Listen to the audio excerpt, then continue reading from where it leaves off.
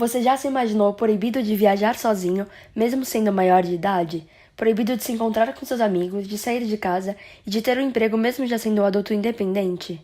Pois é, o que parece ser proibições inimagináveis em um país do século XXI ainda estão presentes nas vidas de muitas mulheres que vivem na Arábia Saudita. Elas são subjugadas a um guardião masculino durante todas suas vidas, não podendo obter passaportes ou viajar, por exemplo, sem autorização do mesmo. Apesar de ser muito pouco noticiada, a luta das mulheres sauditas busca quebrar com legislações do governo e os costumes da sociedade que restringem seus direitos e suas liberdades.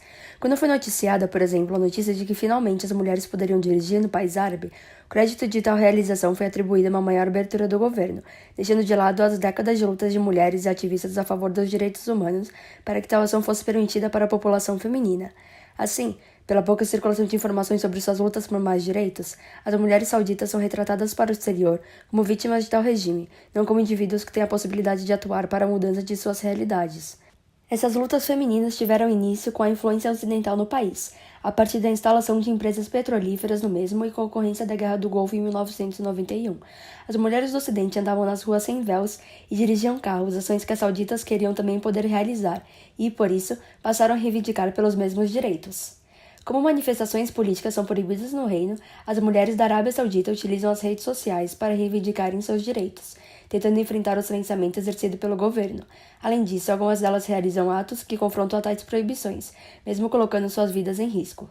Um dos exemplos é a luta das mulheres pelo direito de dirigir que ocorre há décadas.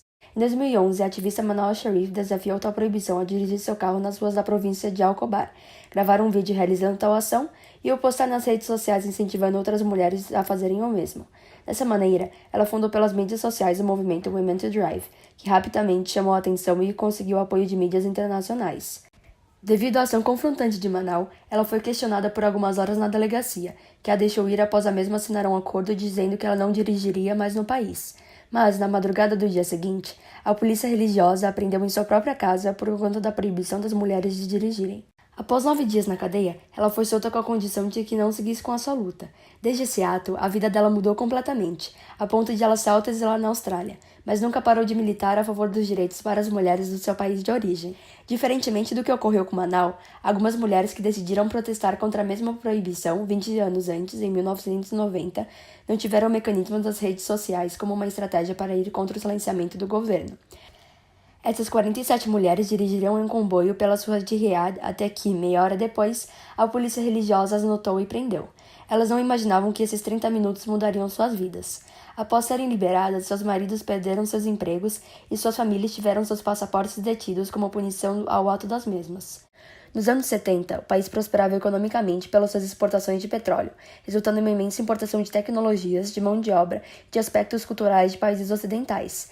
Tal influência afligia os religiosos conservadores, pois eles acreditavam que o Islã estava se tornando impuro, assim como um grupo salafista liderado por Juyaman al-Taibi, qual mudaria o futuro da sociedade saudita.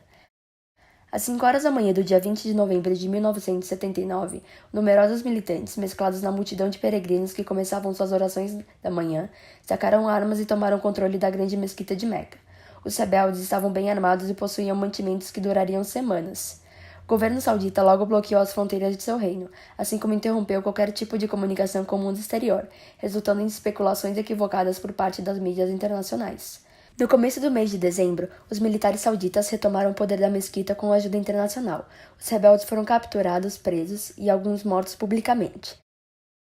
Com medo da possibilidade da ocorrência de outros ataques que questionassem a legitimidade da família real, o governo passou a executar diversas reformas que o aproximavam dos religiosos islâmicos conservadores, principalmente pela aplicação de um código de conduta muito mais rigoroso que se baseia em uma interpretação literal das práticas e dos ensinamentos contidos nos livros sagrados do islamismo, a Sunna e o Alcorão. Uma das estratégias para transformar a sociedade saudita foi introduzir intensamente a ideologia salafista nas escolas do país, colocando o Ocidente como inimigo do Islã. Em sua autobiografia, a ativista saudita Manal Sharif narra um episódio de sua infância. Depois de 1979, após a tomada da grande mesquita de Meca, a minha geração sofreu uma lavagem cerebral. Na escola, nós éramos ensinados a irmos para casa e ensinávamos aos nossos pais sobre orações e pecados, a maioria dos quais envolvem o comportamento das mulheres. Um dos primeiros grupos a sentir o impacto da mudança do governo saudita foram as mulheres. Semanas após a tomada da mesquita, jornalistas mulheres foram banidas das televisões, fotografias de mulheres passaram a ser censuradas nos jornais e a taxa de emprego de tal grupo despencou no reino. Nas escolas, meninas passaram a ser ensinadas a se cobrirem, a não demonstrarem seus sentimentos e a se submeterem aos homens, principalmente a seus futuros maridos, sob o forte controle dos intelectuais religiosos. A socióloga feminista Dorothy Smith sugere que a desigualdade de gênero está enraizada na tradicional ausência e no silenciamento das mulheres na vida pública, conceito que pode ser aplicado no caso da desigualdade de gênero na Arábia Saudita. A separação das mulheres das vidas social e pública não passou somente a ser instituída por meio de leis e de regulações pelo governo, como por meio da segregação espacial entre gêneros, mas também passou a ser instituída nas bases da sociedade por meio de ensinamentos e justificativas provenientes da sua interpretação do Alcorão. A partir disso, essas imposições do governo passaram a fazer parte do âmbito social, mudando a opinião da sociedade saudita quanto ao papel das mulheres no país. Assim, o status social de uma mulher passou a ser baseado na sua obediência aos costumes conservadores, e, por isso, o cumprimento dessas práticas passou a fazer parte muito mais de um âmbito social do que propriamente religioso. Dessa forma, é importante ressaltar que os costumes e práticas dessa sociedade conservadora são uma junção tanto de aspectos religiosos quanto culturais e históricos, e, por isso, que as culturas muçulmanas se transformaram a partir da influência desses aspectos em suas histórias.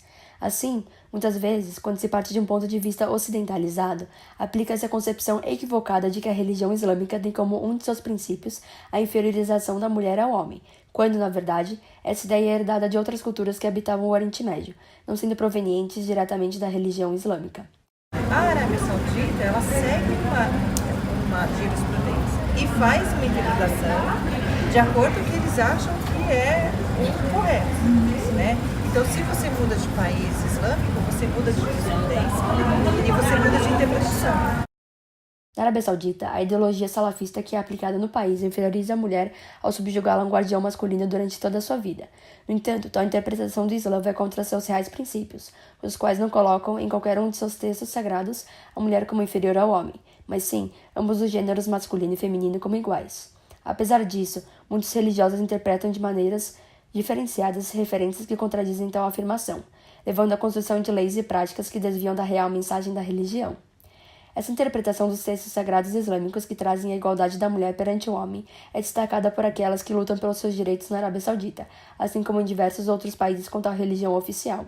Como o poder religioso possui grande influência na formulação de legislações governamentais, sendo que muitas vezes seus textos são utilizados para justificar certas restrições às mulheres, elas contrapõem as visões conservadoras de religiosos ao afirmarem que o islamismo, em sua essência, expressa a igualdade entre gêneros, a mulher como uma semelhante do homem. O governo saudita atual é uma monarquia absolutista comandada pelo rei Salman bin Abdulaziz Al Saud, o qual tem como sucessor o príncipe herdeiro Mohammed bin Salman. A família real Al Saud é fortemente influente na Arábia Saudita, sendo legitimada principalmente pelos religiosos conservadores. Neste governo, as mulheres compõem 20% da Shura, a Assembleia Consultiva do Rei, desde 2013, e, a partir de 2015, elas puderam votar e se candidatar a cargos regionais. O país é regido pela Sharia islâmica, que, sendo composta pelo Alcorão e pela Sunna, é um conjunto de práticas e ensinamentos escritos pelo profeta Maomé. O herdeiro do trono, Mohammed bin Salman, tem como promessa reformar o governo conservador e fechado da Arábia Saudita, com seu plano Visão 2030.